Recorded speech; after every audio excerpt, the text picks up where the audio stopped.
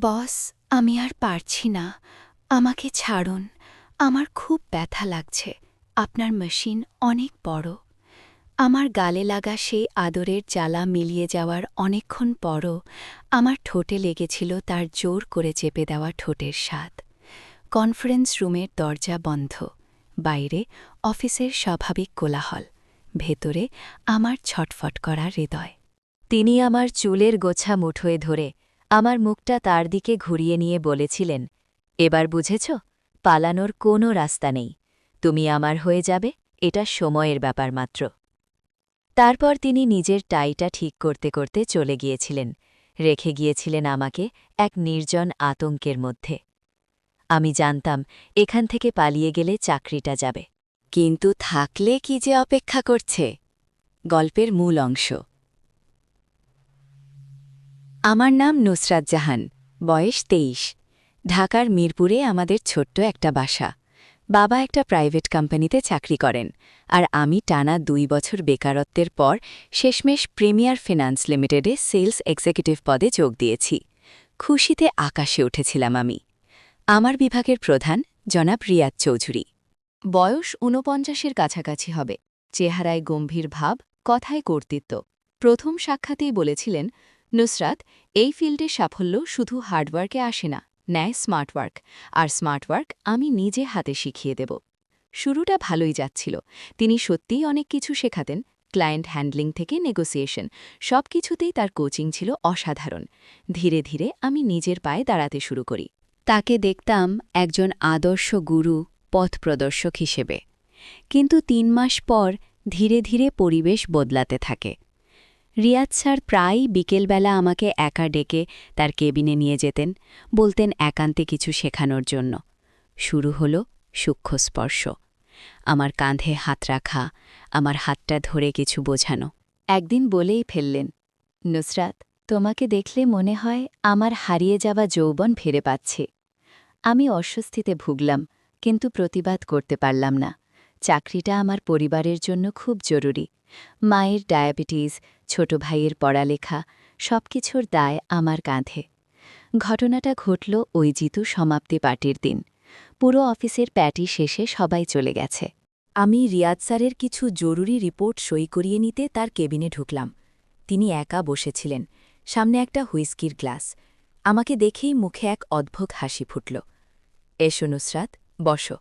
আজকে তুমি পার্টিতে অসাধারণ লাগছিলে, সেই লাল সালোয়ার কামিজটা। তোমার ওই সাজে আমি পুরো সন্ধ্যা শুধু তোমাকেই দেখেছি। আমি সংকোচে বললাম, স্যার, রিপোর্টটা? রিপোর্ট পরে হবে, তিনি বাধা দিলেন। উঠে দাঁড়িয়ে দরজায় তালা লাগিয়ে দিলেন। আমার বুক ধক করে উঠল। স্যার, কি করছেন? একটু একান্তে কথা বলবো। তিনি আমার দিকে এগিয়ে এলেন।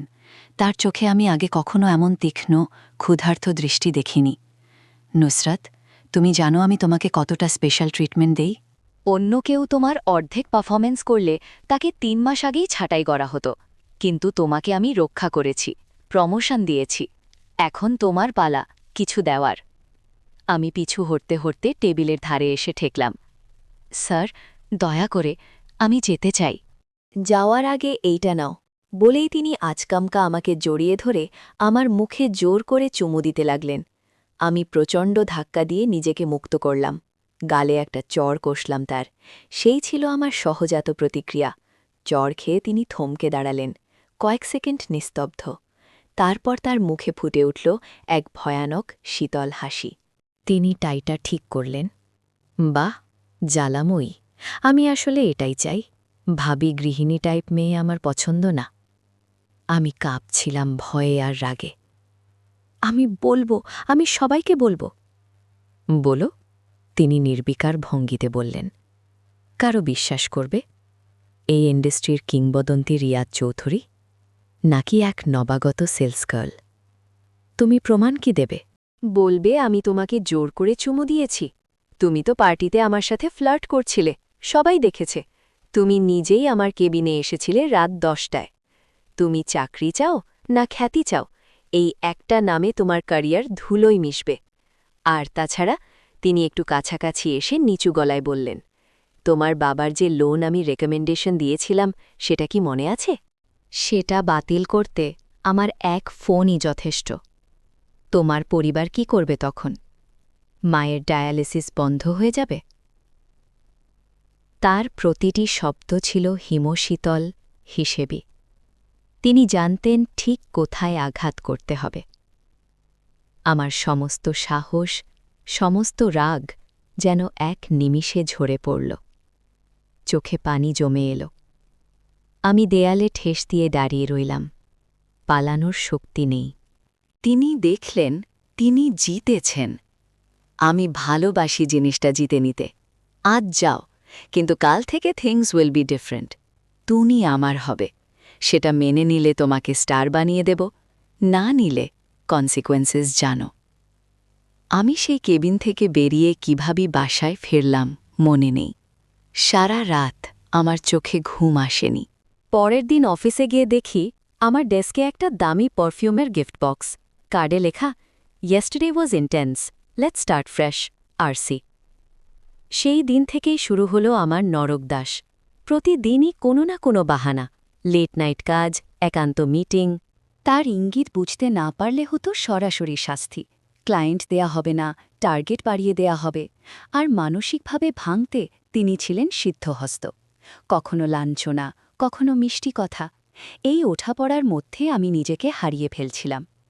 সবচেয়ে ভয়াবহ ব্যাপার হল, এই নির্মমতার মধ্যেও একটা অদ্ভুত বিকৃত টান তৈরি হচ্ছিল আমার মনের কোণায়।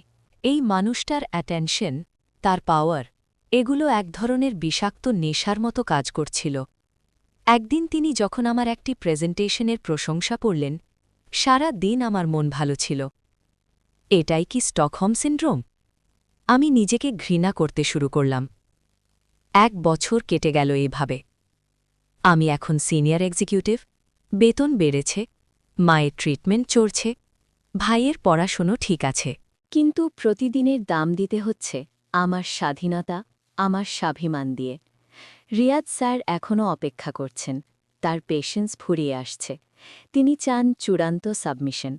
আজ তিনি আমাকে বলে পাঠিয়েছেন রাত 8টায় তার রেস্টুরেন্টে ডিনার করতে। জানিয়েছেন এটা ফাইনাল ডিসিশনের দিন। বলো হ্যাঁ অথবা না। হ্যাঁ বললে তোমার জীবন সোনালি হবে, না বললে কাল সকালেই তোমার ডেস্ক ক্লিন করে ফেলতে বলবো। আমি এখন জানালার ধারে দাঁড়িয়ে আকাশের দিকে তাকিয়ে আছি। ডিনারের টাইম হয়ে আসছে। আমার ফোনে তার পাঠানো মেসেজ জলজল করছে। তোমার সিদ্ধান্ত জানতে অপেক্ষা করছি। শ্রোতা বন্ধুরা, গল্পটা এখানেই শেষ করলাম। কিন্তু নুসরাতের সিদ্ধান্ত জানার আগে আমি আপনাদের জিজ্ঞেস করতে চাই, আপনারা কি মনে করেন নুসরাতের এখন কি করা উচিত? 1. না বলে দিয়ে চাকরি ছেড়ে দেবে, নিজের সম্মান রক্ষা করবে, কিন্তু পরিবারের আর্থিক সংকটে পড়বে। 2. হ্যাঁ বলবে, নিজের শারীরিক ও মানসিক স্বাধীনতা হারাবে, কিন্তু পরিবারের ভবিষ্যৎ নিশ্চিত করবে। 3. কোনো কৌশল অবলম্বন করবে, প্রমাণ সংগ্রহ করবে, বা অন্য কোনো উপায় বের করবে? কমেন্টে লিখুন নুসরাতের এখন 1 নং, 2 নং নাকি 3 নং সিদ্ধান্ত নেওয়া উচিত। আপনার মতামত জানান। আর এই ধরনের এক্সক্লুসিভ স্টোরি শোনার জন্য চ্যানেলটি সাবস্ক্রাইব করতে ভুলবেন না। পাশের বেল আইকনটি চেপে নোটিফিকেশন অন করুন, যাতে পরবর্তী কোনো আপডেট মিস না করেন। ধন্যবাদ।